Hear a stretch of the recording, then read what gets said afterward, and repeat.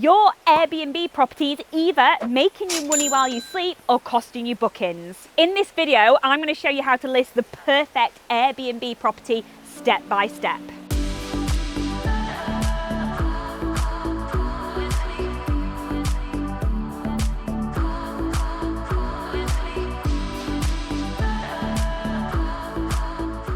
So this is the main kitchen, and again, this has been staged for the guests. Now, what's really important here is this property sleeps 10 people, 5 bedrooms. So we need to make sure we've got enough cups, dishes, plates, pans, everything that 10 people are gonna need. So what we do is we make sure we've got 10 of everything, and then we add an extra 5 in because things break, things get in the way, things are dirty and in the dishwasher, and it just helps the guests have a better experience. So in here, we've got your tea, coffee, we've got a nice coffee machine, and we've got everything you need to be able to cater for 10 people.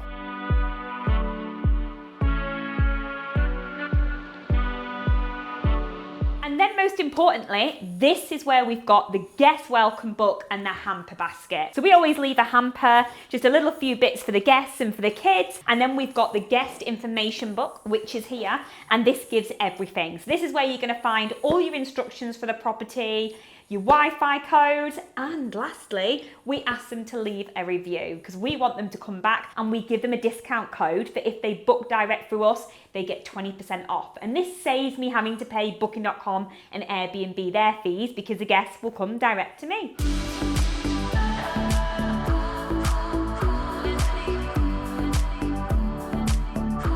So this property has a big dining room. It's really important. It sleeps 10 people. So we need to be able to sit 10 people around the table because most people come into these, want to do self-catering and cook or bring in, takeaway food. We've got a high chair for little ones as well. And we've got all the placemats and everything you need to have a lovely family meal. And again, what we find is typically families are coming away, they're celebrating together, birthdays here, engagements, celebrations. This is just such a nice open space where all the family can sit round and have a lovely meal.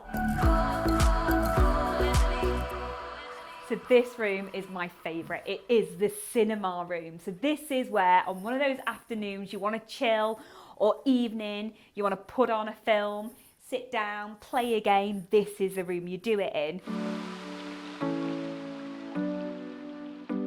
So staging the property is really, really crucial. Most people don't do this part correctly and they don't get the bookings. So think about it yourself. When you come to book a holiday, when you want a nice holiday cottage, when you're on Airbnb looking at the listings, what do you look for? You look for stuff where you feel like you're gonna have a holiday there. So you have to bring the house to life. So instead of just white walls, grey carpets, you need to show people what they can do. We're showing people that you can get a lot of people around. We've got the speakers in the background. We've got a game on the table.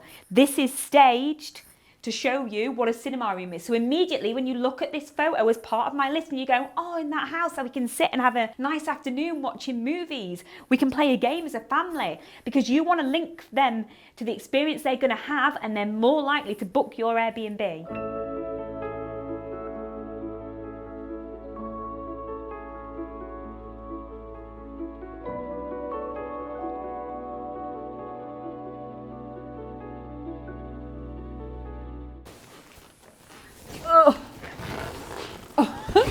I might need a hand. I've got the best job. Thought I'd be able to do that then. You see me? My ego, I was like, no, I can do it. Don't need a hand. So this is the hot tub and games room. Now, firstly, most importantly, water has to be changed between guests. And if guests are staying 7 days or 14 days, you need to have the water. So my team have been here this morning.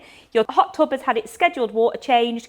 We need it to heat up, but it's just showing the guests and giving them confidence that we're looking after the hot tub, because hot tubs can make people ill. We've got signs over here for hot tub rules, what's happening with the dispenser information, and we're just making sure that the guests understand how to use this, they can enjoy it properly without getting ill. Now, most people don't do this properly. They'll put a hot tub in and the water's not changed correctly, or people can get ill. Please don't do that, because you don't want to be sued by your guests because they get hot tub rash or they don't get very well. So we make sure this is always done and this is ready for the guest use. And again, having a hot your property, you might think, well, it's expensive to put one in. You can get it on finance and spread the cost on 0% finance, but also it's going to add about 50 to 100 pounds on your nightly rate. Hot tubs are most searched for right now in the UK, and they're more in demand than ever. People want to go to a holiday cottage and they expect one of these.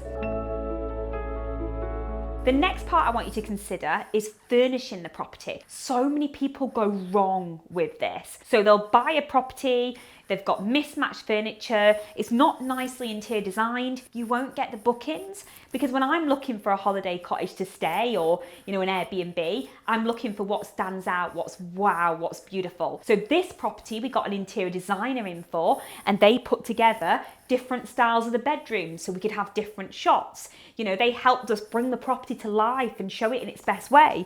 So we've got some beautiful cushions here, nice headboard, we've got the gorgeous lamps, we've got dressing table, which is massive, TV here, corner unit, but as you can see, it looks appealing, and the photos for this make it look like you want to stay here, don't you? This looks like a luxury 5-star hotel that you want to stay in, and that's exactly what you want to get right.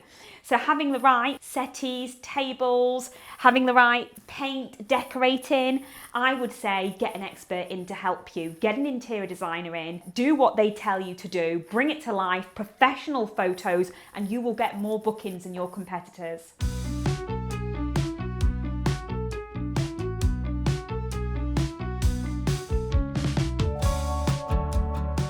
So one of the most important things when you have a holiday let is you get the best photos that showcase your property.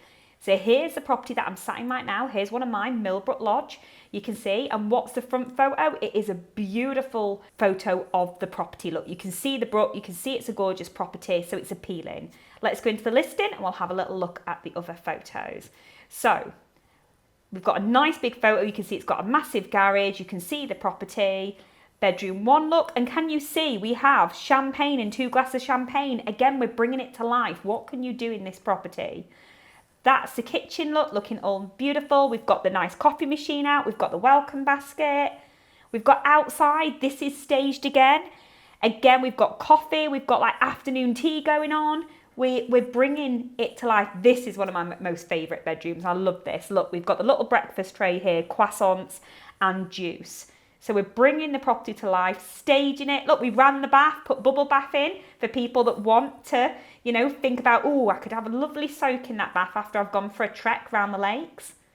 You can see it's being brought to life, and most people don't do this. They do this so badly and get it so wrong, and then they wonder why their property doesn't get booked. But look at the photos here. This is why this property gets booked and this property makes so much money. So this is an example of a property that's not too far away from mine. It's 4 bedrooms. It can sleep 8. Mine can sleep 10. So if you have a look, it's only got a few photos on, number 1. But let's have a look at this. So this is a photo of the living room. Now, which property is more appealing? I mean, it's quite dark. They've tried to stage it, but they've not really brought it to life. I don't think they've used professional photography, because the professional photographer would bring it to life. Here's the kitchen. So where have we gone wrong here? We've got a load of tea towels sat on the side, kitchen roll here. It just doesn't look like somewhere you'd want to book and go. The bedroom looks okay, but again, compared to my bedroom, mine's like 5-star, this would be 2-star. And this is purely because they've not got the interiors right and they haven't staged it properly. So it looks quite dark, depressing. These have not got professional photography in, and they haven't done their property to give it the most justice. I mean, it's in a beautiful place, look at it, stunning. If they'd have spent the time and effort getting the insides right, they would be booked and they would be able to charge more. Listings with professional photos get 40% more bookings than listings with unprofessional photos. And I know it costs money and people think, oh, I'll save the money, I'll just take the photos myself. Don't do it, bad idea. How do you go on about pricing for your Airbnb? How can you price it to make the most amount of money? How do you work out the nightly rate? Here's what some people do. Some people compete on price. So they get 100% occupancy, but their nightly rate is really low. So they actually make less money than somebody with 60% occupancy with a higher nightly rate. Here's how you work it out. You look at your competitors in your area. How much are they pricing? Do they charge extra for hot tub use, dogs, What are they charging for and how are they doing it? And what's their minimum stay? Because 1 night minimum stay is a bad idea for Airbnb, because having guests come and turnover, you're not going to make the money because you've got so many costs with your housekeepers. My minimum is either 2 nights or 3 nights. To price it right, I want you to look at your competitors, figure out what they're doing, and then you can calculate whether this will work for you. I don't want you to be the cheapest. I don't want you to think, oh, that cottage down the road, they're selling theirs for 210 a night, so I'm going to do mine for 180. It doesn't work. If you've got the professional photos, hang out, because they're going to get booked, and then when someone else wants to come book the area, they're going to come to yours and you'll get the higher price. So having 100% occupancy isn't the way to do Airbnb. Having less occupancy but higher rate of bookings is the best way, because you make more money because you've got less costs. Most people don't do that. With my students, we have an analyzer, and we'll analyse the area. We'll analyse 5 properties in the area, including we'll have a look at some hotels and stuff. We figure out the average nightly rate, and then we work out how we're going to price ours. We then put it into my deal analyzer calculator, and it crunches the numbers and tells them how much profit they're going to make. And then they can play with it and go, well, if I put £10 off the nightly rate, how much will that get me? Will it get me more bookings, but how much less profit? If my cleaners are only cleaning twice a week instead of 3 times a week, how much money will I save? So we can play with it, and then we get the right solution. And then you do something called dynamic pricing. So I have my properties on a channel manager. So I've not just shoved them on Airbnb and booking.com and I'm working on a manual calculator. I have a proper system, a channel manager, which manages my properties. And as part of that channel manager, I have something called dynamic pricing. So I set the lowest price I will sell my property for, and I set the highest price I'd like, and then we set in between. And what happens is, as it gets closer to the date, it either goes higher because everything else is getting booked, so people don't have any choice but to book mine, or it might go a little bit lower depending on what we're doing and what it sees with the competition. So every day it's tracking it, it's changing my likely rate so I can get more bookings. But that's called dynamic pricing, and it's part of a channel manager.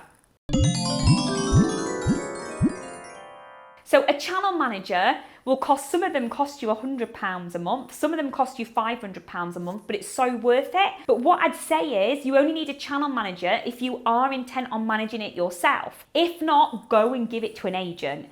There's great holiday let agents out there that do Airbnb, and they're the pros. They'll put it out and they'll put it on all of their platforms. You've got sites, cottages.com, Pillow Partners UK, one of the big ones you can put your property on and they will get you the bookings, or manage it yourself. Now, because I've got so many, I have my own channel manager and I have a team of staff running them for me, because I'm not bothered about being on the phone to guests. I want to travel and be free, and I want my holiday let income to be passive, not what I have to work for. So I did have an agent, but I've set up a team now that run it for me. So really think about it, because when you're managing a channel manager, you've got to check guests in, check for payments made, release details. A lot of it can be automated, but it's still time consuming. What's your time better spent?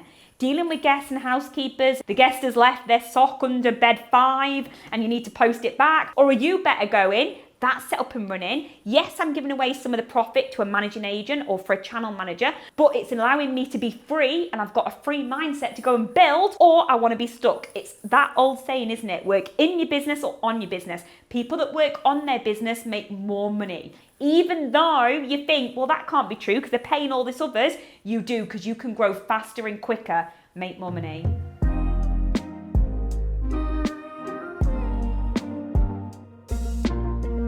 If you've enjoyed what you've seen today, then click the link below. This will give you access to my free 90-minute seminar, and I'll show you exactly how you can do this too.